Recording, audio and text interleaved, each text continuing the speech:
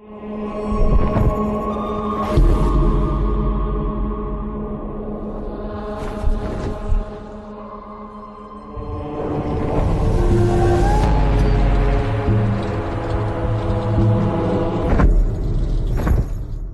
a no-holds-barred, unrelenting, never-say-die, just not going to give in.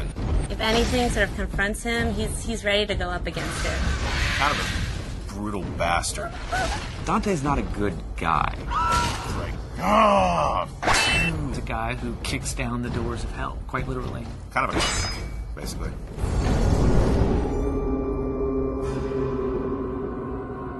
The thing about hell is it's hard to find someone who could stand up to all that. And that's really was the impetus to make our character as badass as he became.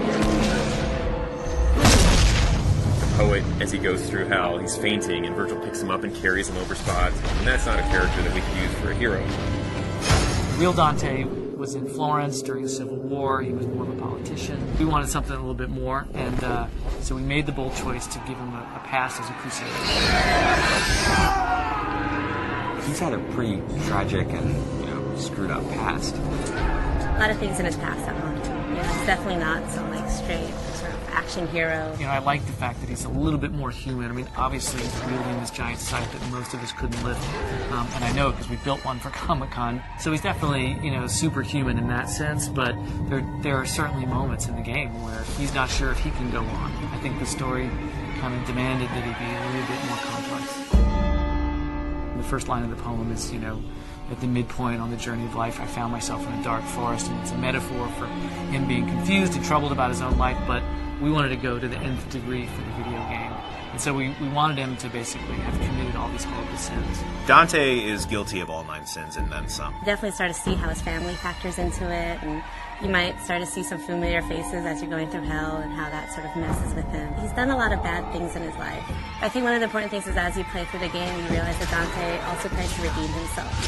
The tapestry on Dante's chest is basically this enormous symbol of guilt for him, summing up all the terrible deeds that he's done, or all the terrible moments and memories of his life. The tapestry represents Dante's realization that he needs to suffer for his sins, the same way that people have suffered by his hands.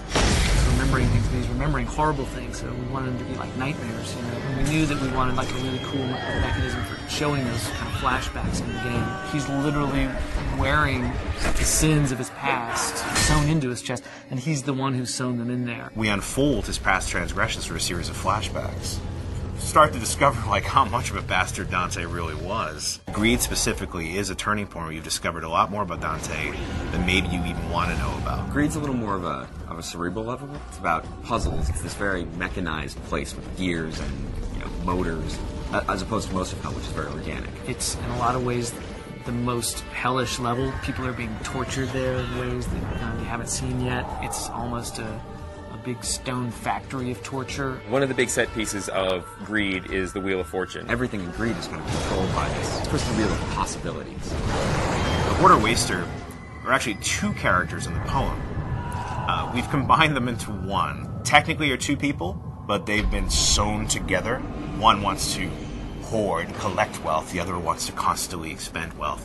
And they're stuck together for an eternity to sort it out amongst themselves. Greed is all about torture and teasing people with the allure of gold and ripping them apart as they reach for this. Totally different sort of environment. You got molten gold sort of dripping on the sides. It's a complex level, but it's pretty fun to go through. Greed's an interesting level because it's really kind of the beginning of Act 2 in a lot of ways. You're going to leave Greed behind, descend down into the 5th circle, and which is anger, and that's where the putrid swamp of the river Styx begins.